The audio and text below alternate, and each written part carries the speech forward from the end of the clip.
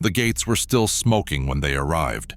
The war was ending, but the air around Dachau was thick with the smell of rot and burned flesh. The ground was mud and ash, footprints sinking deep as the tanks rolled forward. Behind those tanks were men who were never meant to be here, never meant to be soldiers, never meant to be heroes. They were Black Americans, men from Georgia, Mississippi, Chicago, Harlem, wearing uniforms that said United States Army, but still eating at separate tables, still sleeping in separate tents. They had fought their way across Europe, one bullet, one breath at a time, carrying a contradiction in every heartbeat. They were risking their lives for a country that didn't see them as equals. And now, after months of battle, they stood in front of something that didn't look real. Rail tracks led into the gates, but no trains moved. Smoke drifted from chimneys that no one wanted to believe existed. The closer they got, the quieter it became, as if the entire world was holding its breath. They didn't know it yet, but what waited on the other side of that wire would change how they saw humanity forever. The first men through those gates were not polished heroes from a propaganda reel. They were tired, muddy, hungry, and black.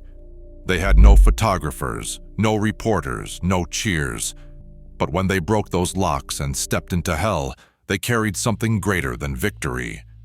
They carried proof that courage doesn't need permission. This is their story, the story of the Black soldiers who freed others before they were free themselves. Before Dachau, before the liberation, before the photographs the world would one day call evidence, there was a field in Louisiana. Camp Claiborne. Mud, heat, mosquitoes thick enough to darken the air, and rows of men in worn boots drilling until their legs trembled. They were the 761st Tank Battalion, the Black Panthers. The army didn't want them. White officers said they couldn't handle complex machinery, that black men lacked discipline, that tanks were for real soldiers, so they gave them broken gear, second-hand engines, and told them to train anyway. And they did. They trained until the skin peeled from their palms. They rebuilt machines that were meant to fail. They memorized every movement of their tanks like it was scripture, because they knew they wouldn't just be fighting Germans, they'd be fighting an idea. The idea that they didn't belong. When General Patton inspected them, he didn't offer respect. He offered a challenge. "I don't care what color you are," he said, "as long as you kill the enemy." They took that as permission to prove the world wrong. When the 761st landed in Europe in 1944, they didn't just show up. They exploded onto the front. They broke through Nazi lines in France. They fought across Belgium, earning presidential unit citations for battles no one thought they could survive. They liberated towns while newspapers back home called them unfit for combat. Behind them marched the 183rd Combat Engineers, black men carrying shovels and rifles, building bridges while under fire. Together, they carved a path straight into Germany itself. They weren't in the headlines. They didn't ask for glory. They asked for the chance to fight. And history answered with silence. But their silence had power, because every shell they fired, every mile they advanced, was a shot through the myth of white supremacy. And every time they survived, the lie got smaller. They called it the double V. Victory abroad and victory at home. But for the men wearing those dusty helmets and faded uniforms, the second victory never came. Every letter from home reminded them that the battlefields of Europe weren't the only front lines. Their wives still rode in the back of buses. Their fathers still had to step off sidewalks for white men to pass. The same country that trusted them with tanks wouldn't trust them to vote. They fought one war in daylight, under the enemy's flag. They fought another in the dark, under their own. At night, around campfires in France and Belgium, they spoke quietly about the hypocrisy. "How can we fight for democracy?" one soldier asked, "when we can't even sit at the same table?" Another laughed bitterly and said, "Maybe if we win this war, we'll finally earn the right to eat in our own country." But the laughter didn't last long, because they knew the truth. Courage doesn't erase color. Not in America. When black soldiers captured German POWs, the prisoners sometimes ate in the same mess halls that were closed to the men who captured them. Even Nazis, defeated and disarmed, had more rights in an American camp than the black men guarding them. Still, they fought on, because they had to. Because every step forward meant proving that freedom wasn't a white invention, it was a human one. They didn't carry flags to be patriotic. They carried them as proof. Proof that even a broken promise is worth fighting for. Proof that dignity can survive segregation. And proof that one day, someone would tell the truth about them. They didn't know that truth would be buried for decades. They didn't know that the next road they'd travel, the one into Germany, would lead straight to hell. March 1945, the Reich is collapsing. Cities smolder, bridges crumble, whole towns vanish beneath smoke. But for the men of the 761st Tank Battalion and the 183rd Combat Engineers, the war isn't over. Not yet. They push deeper into Bavaria, where the roads are lined with refugees and surrendering soldiers. Children wave white flags made from bedsheets. Old men stare from broken windows. No one smiles. Something in the air feels wrong. The deeper they go, the stranger it gets. Villages stand intact, but the people look hollow. Some pretend not to see them. Some whisper a single word under their breath. Dachau. They follow the railway lines, long black snakes of iron that disappear into the trees. The closer they get, the stronger the smell becomes. Not smoke, not fuel. Something sweet and rotten. Something that clings to their clothes, their throats, their memories. The column stops. Silence. A few men dismount, weapons drawn. They move through the trees until they see it. Fences, towers, barracks, chimneys. A fortress that doesn't guard anything. A place that looks like a factory built by nightmares. The sign says, "Arbeit macht frei." Work sets you free. But there is no work here. Only death. At first, they think it's abandoned. Then they hear it. A sound too faint to be wind. Whispers, voices, coughing. Hands reaching through barbed wire. The soldiers freeze. For months, they've seen destruction, but nothing like this. This isn't war. This is something worse. Something that feels ancient, deliberate, and personal. One man whispers, "My God." Another can't stop staring at the chimneys. The captain gives a single order. Open it. And when they break those locks and the gates swing wide, every myth about who they were and who they weren't dies in the smoke. The gates fall open with a sound that no one forgets. Not a bang, not a crash, a groan, like the earth itself doesn't want them to see what's inside. The first man through drops his rifle. He's staring at a pile of bodies, dozens, maybe hundreds, stacked beside the rail cars. Some are still wearing striped uniforms. Some look like they've been dead for days. Others are moving. A survivor stumbles forward, skin gray and thin as paper, lips trembling around a single word. Americans. He reaches out. The soldier steps forward, but doesn't know what to do. He's seen men blown apart, burned alive, frozen stiff. But this is different. This isn't war. This is a system. An industry built to erase life. More soldiers enter. They see the barracks. Wooden sheds stacked with bunks 3 high, no mattresses, no light. They see children too weak to stand. They see skeletal men clutching each other for warmth. The smell is so thick it burns their eyes. One soldier vomits, another starts shouting. A few raise their rifles toward the SS guards lined up against the wall, men who were still alive minutes ago. Nobody gives the order. Nobody stops it. Some guards fall where they stand. Others are dragged away. Then the chaos turns to something else.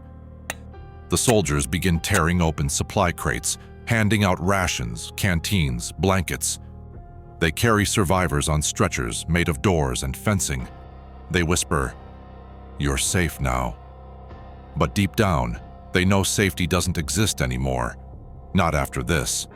They were the first Americans to see it, and the world never thanked them for it. At first, no one moves. The soldiers stand frozen in the open gates while the survivors stare back in disbelief. It's as if neither side can believe the other is real. Then something breaks.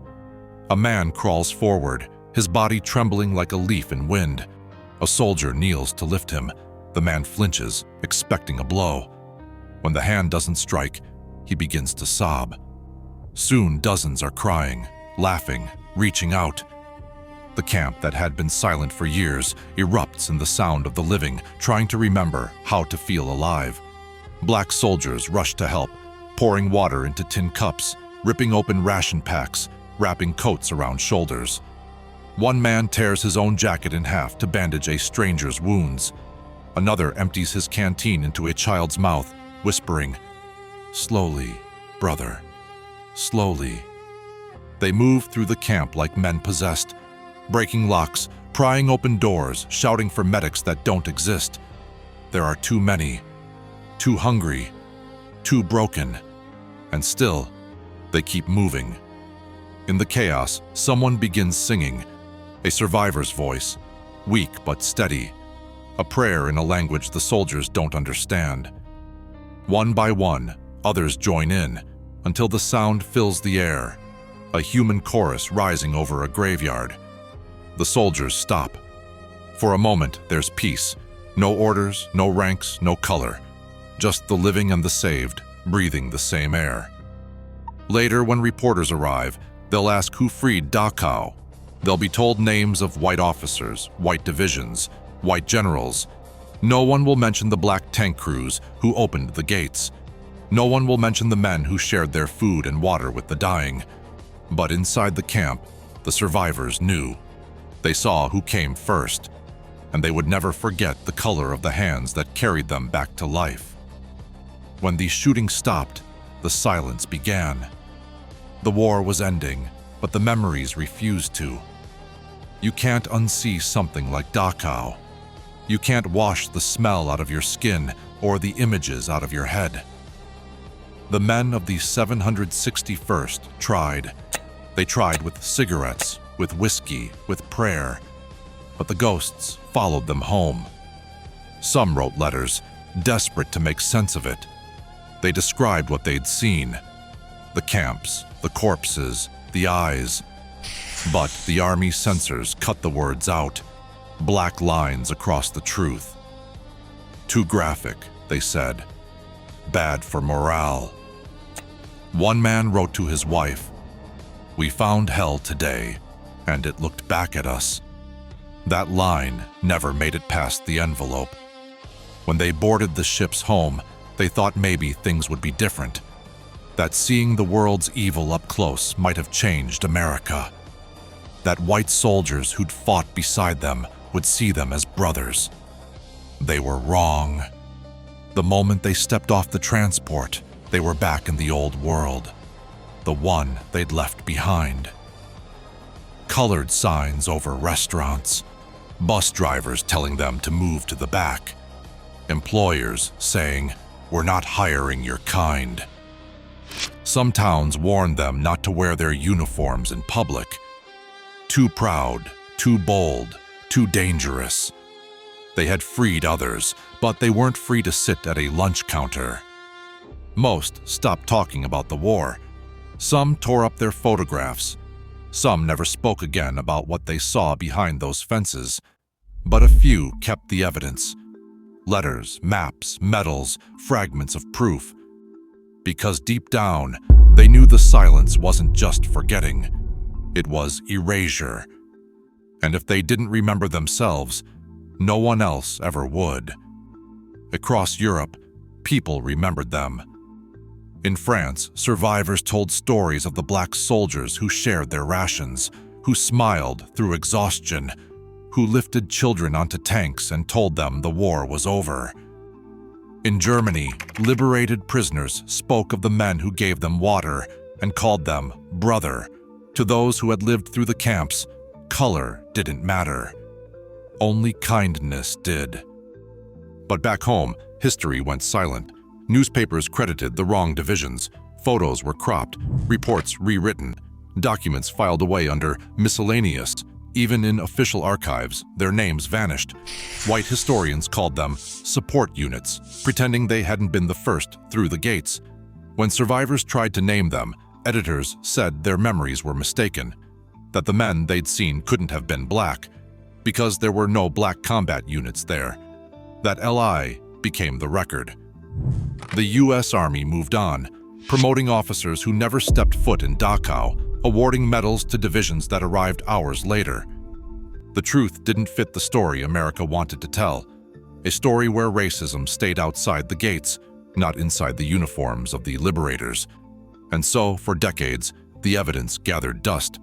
Old photographs, unit rosters, field reports with faded ink, all saying the same thing. They were there. They saw it. They opened the gates. It wasn't until the late 20th century that historians began to look again. They found the diaries, the names, the proof, and with it, a realization too painful to ignore. America had buried not just the bodies of its victims, but the honor of its own heroes. They were there. They had always been there. The world saw them. America refused to. When the soldiers of the 761st came home, they didn't call themselves heroes. They didn't give speeches or chase cameras.